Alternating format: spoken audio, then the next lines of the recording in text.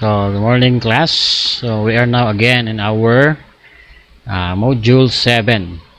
So, module 7 is about digital divide, addiction, and bullying. Okay? So, our topic is very interesting because I know most of you are openly using social media. Okay, and playing also mobile games or computer games. Okay, so our topic for this morning, we'll discuss the following competencies. Okay, so at the end of this module, you're expected to define the following: digital divide, computer addiction, cyberbullying. Discuss current issues about digital divide, computer addiction, and cyberbullying, and explain the proper etiquette to address the situation, and develop a campaign ad to conduct a digital divide, computer addiction, and cyberbullying.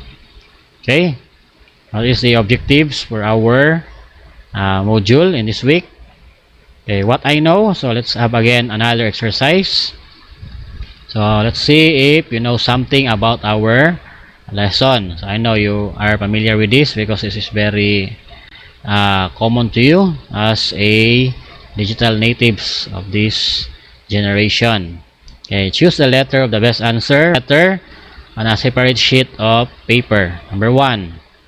It refers to the inequalities of the different sectors in a community to access, use of, or knowledge of information and communications technology. A. Digital advancement. B. Digital divide. C. Digital literacy. D. Digital skills. Okay, is your answer? Okay, the correct answer is letter B. Okay, digital divide. Number 2. This is a factor that create digital divide. A. Age. B. Education. C. Occupation. D. All of the above. Okay, what's your answer? Okay, correct. That is letter D. All of the above. Okay, number 3. It is an action to bridge digital divide. A. Attend technological trainings to develop the skills. B. Read a lot of books in the library to access information. C. Manipulate technology like smartphone, computers, and internet. D. Both A and C. Okay, the correct answer is letter D.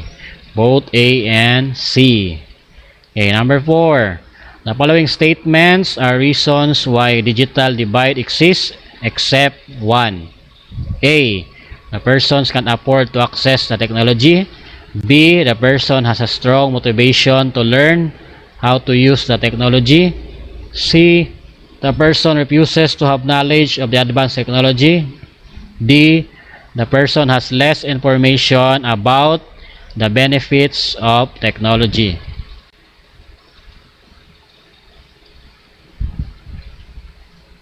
Okay, correct.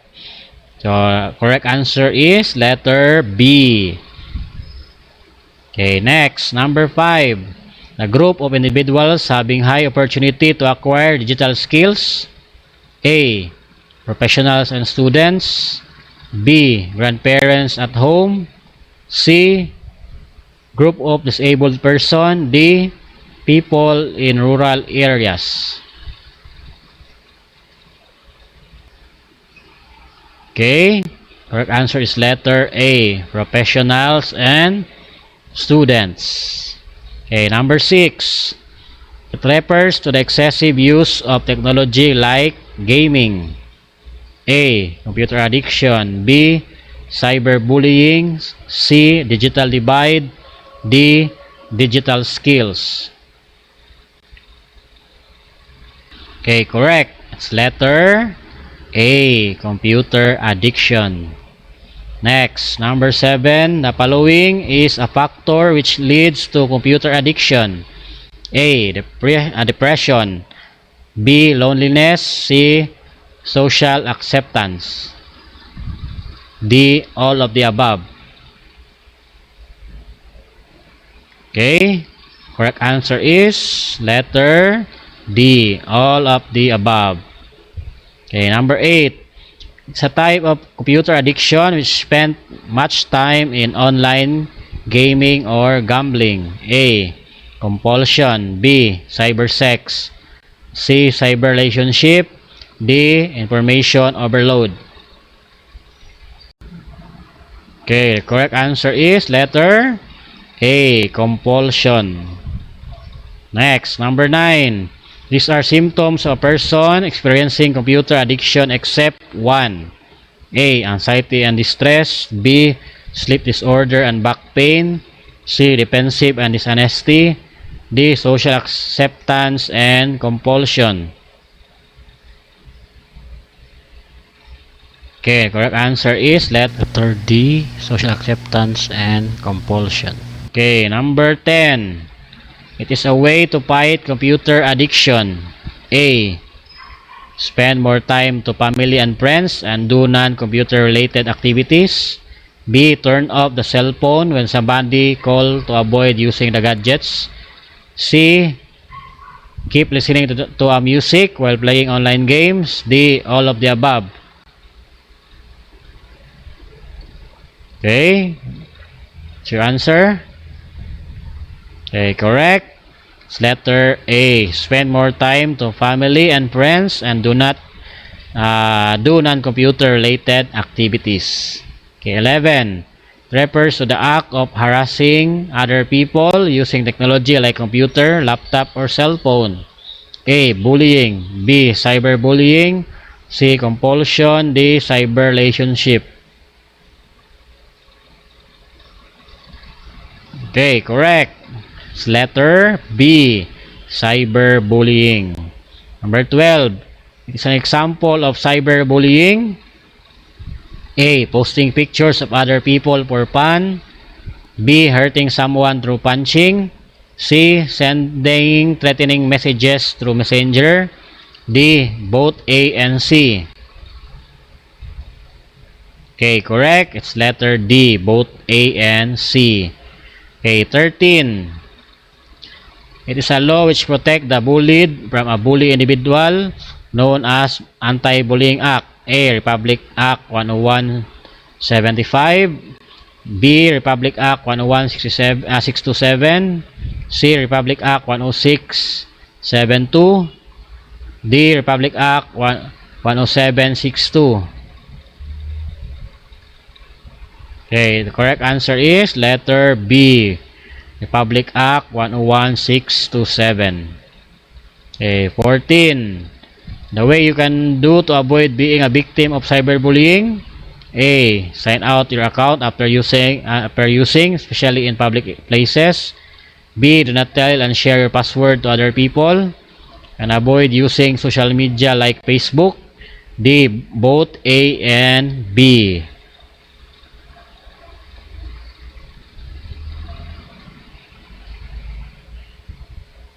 Okay, correct answer is letter D. Both A and B. Then last number 15. The best way you can do when you are cyberbullied is A. Keep quiet so that no one will know. B. Fight back by doing the same what he or she did. C. Find a person that you trust and seek for help. D. All of the above. Okay, correct. It's letter D. All of the above. Okay, so we'll proceed now to lesson 1. Digital divide, computer addiction, and cyberbullying. Technology is very significant in our life, especially in using the internet. It makes our works in schools, offices, and at home easier and faster in communication. Researches, doing business, and other online transaction. It greatly helps continue education despite of this pandemic. The world and the internet is not 100% safe for us users. We should bear in mind to follow laws and rules in order to be protected from any cybercrime. This issue shall be discussed and in detail in the succeeding activities of this module and how to conquer these problems. Okay, what's in? So before we proceed further, it is necessary to remember the concepts and ideas on your past lessons that are important in your current topic on digital divide, addiction, and bullying. These lessons could be taken from the previous chapter of the subject and media information literacy. Okay, are you ready? Okay, using the anticipation guide, write yes on the blank if you agree and no if you disagree in the statement. Okay, read the statement carefully. Okay, so just answer these statements. Okay, sample. Before reading, the only barrier to overcome digital divide is to have higher income. Just select if you agree with this statement. Okay, then after agree, you check, or after reading you disagree. Okay, it's up to you if you agree or disagree. Okay, so you just answer this and submit this through my email account. Okay, let's have what's new. Picture analysis, activity 1. Again, this is your activity. Okay, using the illustrations below, define in your own words the given terminologies. Okay, picture 1, digital divide. Okay, what did you understand in this picture? You can see here there is a boy using his cell phone, while the other is going to the barangay hall to fill up the form. Okay, in the second picture below, we have here a boy using his computer, and in the left side we have a student researching in the library. Okay, what do you understand in this picture? Okay, so you try to guess or what is the definition of digital divide. You write your answer here again. So this is part of your activity, so email your answers to me. Okay, then picture 2, computer addiction. So again, picture analysis. Okay, so do you understand this illustration here? So there's a boy playing Mobile Legends. I know many of you are very addicted to this game. Okay, so you write your answers here in the definition. So your basic definition based on this illustration. Then picture 3, cyberbullying. Okay, look at here is a boy reading some text here or chat here. Okay, just read this. Okay, again, define here what is the definition of cyberbullying based on this illustration and what you understand in this illustration. Okay, next, digital divide, cyberbullying, and computer addiction are the common problems that some people encountered. So what do you know about it? What did you feel upon hearing of these dangers from using the internet? Okay, so I hope you're very careful in using the internet, because internet is very unsafe, especially for you. You are teenagers, so most of you are new to the internet world, especially if you are not that techy or technological savvy individual. So there is a great threat on you in using the internet. So use the internet cautiously, especially do not give passwords, and do not chat someone or have a don't add it in your list of Facebook friends if you do not know them personally. Okay, to avoid those problems in the future. Okay, what is it?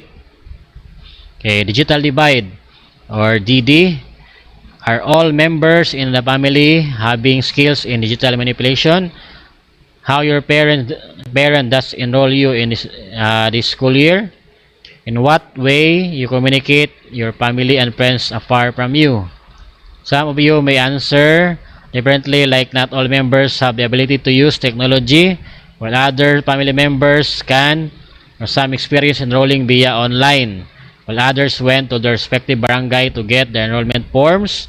And lastly, others may be through letters or basic phone calls, while others can have video call as form of communication.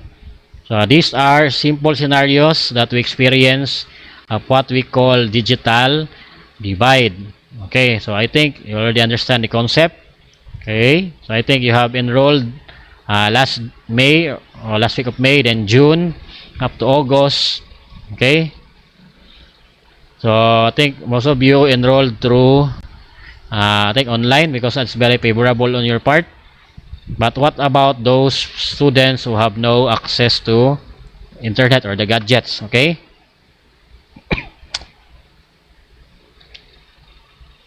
okay, so let's have here digital divide. Digital divide pertains to the social and economic imbalance of the opportunities to access, use of, or knowledge of information and communication technology. It's referring to a gap between a sector in a community who can access the skills and has desire to the internet and those who cannot. The unequal opportunity of the internet acquisition is caused by difference of skills, motivation, and preferences of use based on category such as personal category like gender, age, ethnicity, personality, intelligence, and health.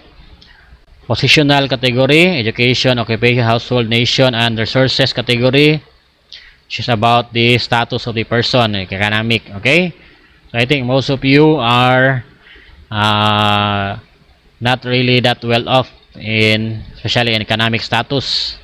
Okay, so we are not rich. So most of us suffer this digital divide. Okay, so lucky for you if you have access in the internet, you have your smartphones with you, because you are not that far away from the gap. Okay, so at least you know how to use the internet. You have Facebook account.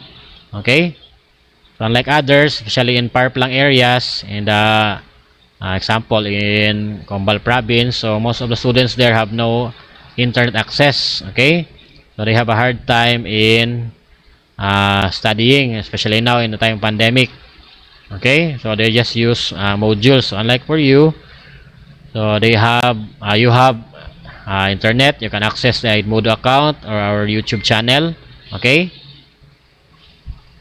okay, so this divide arises due to lack of knowledge on how to manipulate the technology and understanding of its benefits, as well as some cannot afford to access because of the low income. Okay, I think most of you understand this part.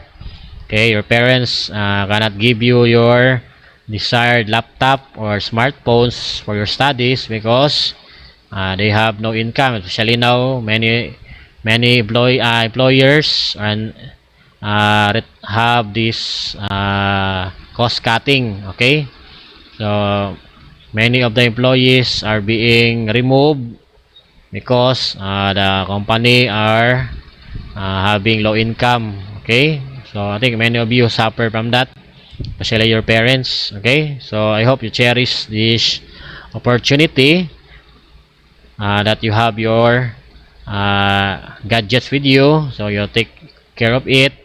Okay, okay, we can able to overcome this phenomenon by number one, lowering the cost of internet connection in the house. Two, law should be created to make all public places have free internet access by the government. 3, the different LGUs and NGOs should conduct a forum about advantage of technology and how to use the advanced technology in rural areas. 4, the parents should be given trainings related to technology by the schools and the libraries. Okay, okay, computer addiction. So internet is significant to man's life. It widens the spectrum of communication and accessing information. It's easy to connect to the people far from us. So let me ask you these following questions. Are you absent-minded because you are thinking of an online activity? Okay, I think most of you experienced this during your junior high school years. Number 2, do you spend more time in the internet before you are satisfied? Okay, especially those playing mobile games. Number 3, have you tried to stop using the internet, like playing online games, chatting, but failed to do it? Number 4, is your education, relationship of the family and friends or work affected by using the internet? Think you are guilty with this. Number 5, is your behavior becoming moody, irritable, or depressed if you cannot use the internet? Okay, I think you are again guilty with this. Diba? Most of you are being given instruction or commanded by your parents to do some household chores like washing the plates or scrubbing the floor. So because of your addiction to the internet, so you tend to be hard-headed and irritable. You will not follow the command of your parents. Okay. Number 6, are you escaping meal or sleep late in using the internet? Okay, I think you saw many cases like this in the internet, like especially those addicted in the mobile games. So many of the addicts are died because of lack of sleep. Okay, so sleep is very important. So I hope you follow the 8 hours sleep a day. Okay. Verse 7, does internet give you comfort in times of problem or having bad mood? Okay, when your answers have many yes, it's a sign that you are experiencing internet addiction disorder or computer addiction. Okay, so if you have yes to these answers in the 7th question, meaning you are addicted to computers. Okay, what is computer addiction? Computer addiction means the inability to control the desire of using the technology like computers, smartphones, and internet, or an extreme use of the computer which make the person uneasy or anxiety in the absence of the gadgets, wherein the daily routine in life, work, eating, or sleeping are affected, that could lead to social problem, change in behavior, relationship, and thought process.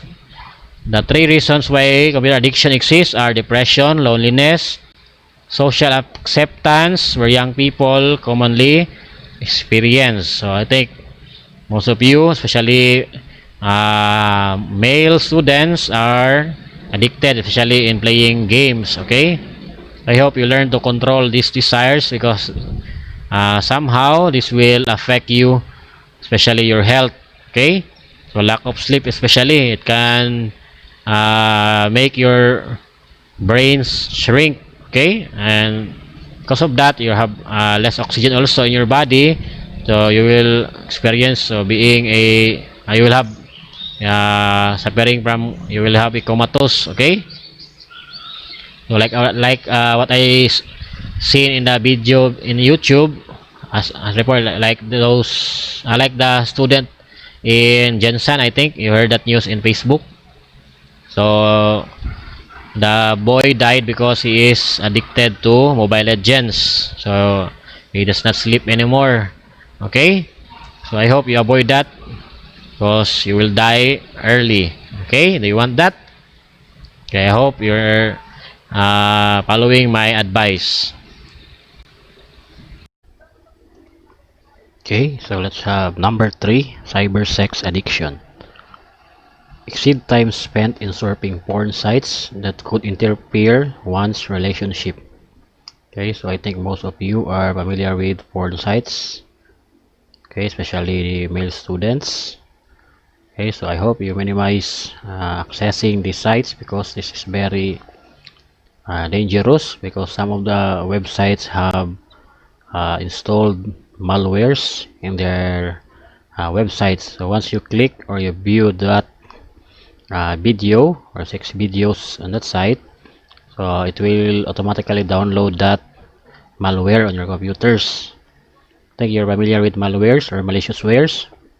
So some of these malwares have the capability to hack your computer, so that it can access your laptop webcam.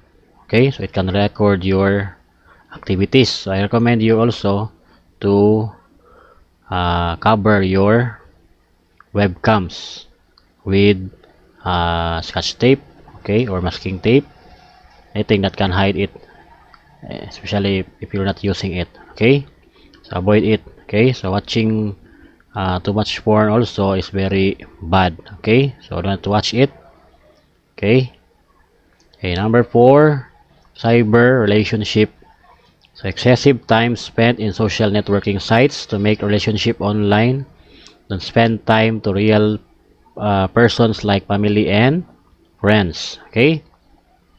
So I think most of you are familiar with online dating, okay, like many students meet their loved ones or their crushes in social media. So there is a danger in this. I think you heard a lot of news, especially those victims of rape being slain by their uh, chatmate in Facebook, okay. So they meet together physically, so when they meet, so they rape the, especially the girls, okay. So you avoid relationship online, so do not add uh, persons that you do not know in real life, okay. Especially social media is very dangerous. You can anyone can pretend to be a good person, but in reality they are not, okay. So I hope you will not be a victim of this, okay. Let's go to different symptoms of computer addict person.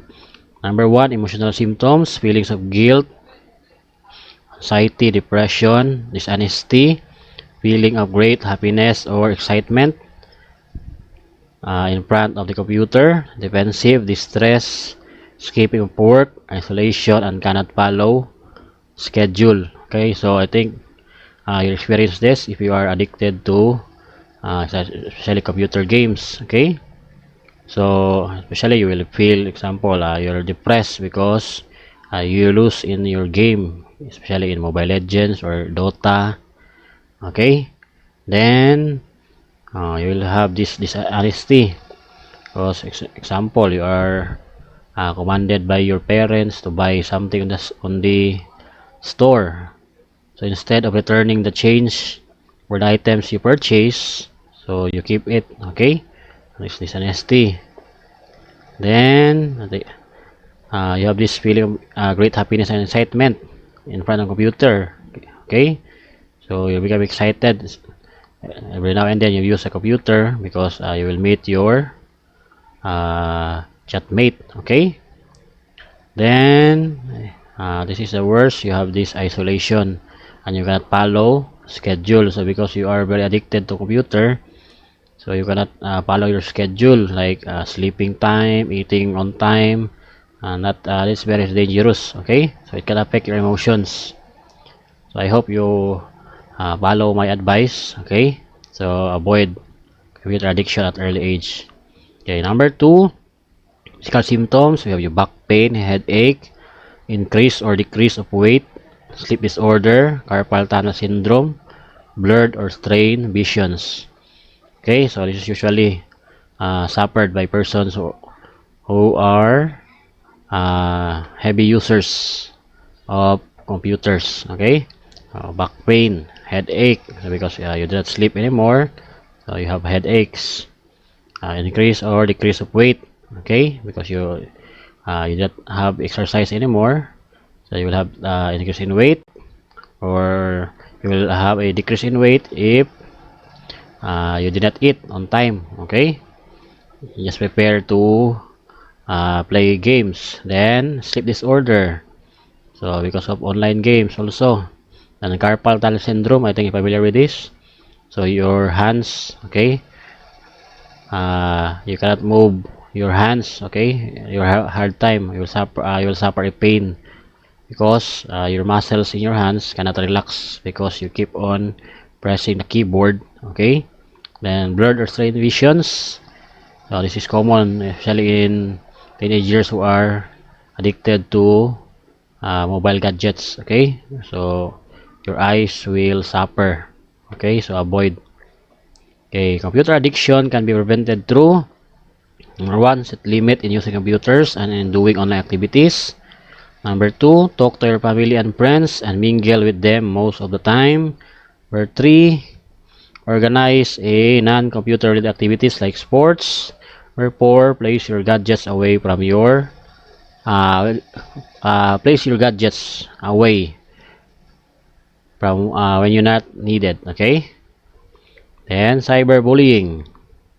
In this time, social media is a significant tool like in communication and updating information.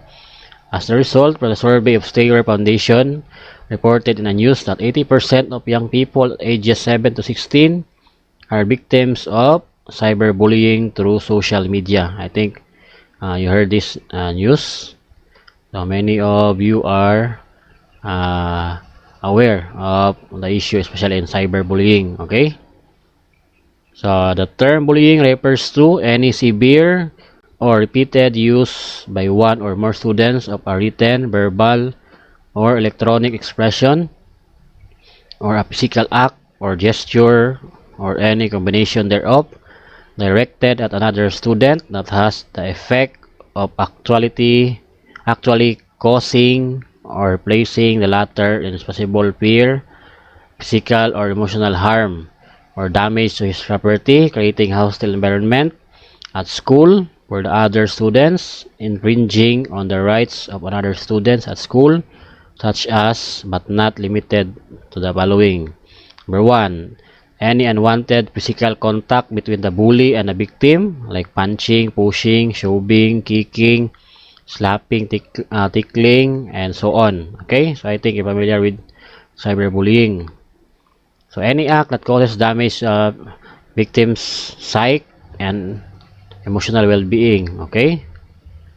Then number 3, any slanderous statement or accusation that causes the victim an undue emotional distress, like directing foul language or profanity at the target name, name calling, tormenting, and commenting negatively on victim's clothes and body. So this is under Republic Act 101-627 or the Anti-Bullying Act. Okay, so be careful with this. So avoid bullying with other people. Okay, because you could get in prison. Bullying happens in face-to-face, like in school, while cyberbullying happens in cyberspace. Okay, so I think you're familiar with this issue. Many of students post ugly pictures of your classmates online. Okay, you will make fun of them, and others will show example their video scandal. Okay, so I hope you avoid that. Okay, because it's not good, hurting other people. Okay, so just have good friends with them instead of bullying them. Okay. Okay, what is cyberbullying? Cyberbullying is a type of bullying done online with the use of technology like computers, laptops, and cell phones that can destroy the physical and emotional aspect of the victim by the one who does the act. Okay, so I think you're familiar with this. So anything done or bullying that is done through the use of computer, especially in social media. Okay, so cyberbullying can be prevented by doing the following: be optimistic person, share to the person whom you can trust with, keep your password by yourself, don't share it, always check the content before posting or sharing, always log out your account after using, respect and love other people and yourself. Okay, so remember this. Okay, so to avoid cyberbullying. Okay, so and to those who are really have that attitude to bully other person, so I hope you avoid that because it's not really good to bully someone. Okay, so it seems to you're having fun with them, but the other side, okay, so you are hurting them. Okay, right. So I think you heard many news about students suffered from cyberbullying. So they tend to commit suicide, or they tend to be withdraw. They tend to withdraw in people. Okay, they avoid people. They do not want to eat. Okay, because they are ashamed. Okay, so avoid it. Okay, if you are a bully, so stop bullying. Okay. Okay, so let's have this activity. So I want you to answer this. You just read this graphic here. Okay, so this is a comic script. Okay, so then answer these questions. Then okay, so you again submit this to me, okay, in my email account, or you can answer on your module once you receive it. Then we have another activity. What have I learned? So it's up to you to answer this. Okay, again submit it to me. Okay, then next activity. So you're going to make an ad campaign. Okay, so you're going to create a campaign ad which focus on a single message which with a certain objective. You can create the ad in the form of video or posters or infographics. Okay, so you can choose. You can make a video presentation, a poster, or an infographic. So you have three choices. Okay, so the main objective of the ad campaign is to combat the problems of digital divide, computer addiction, and cyberbullying. Okay, so make sure in your activity ad campaign, so make sure these three elements here are present. Okay, I hope you get that. Okay, then okay, this is the rubric in your campaign ads. So this is how I will grade your activity. So we have message.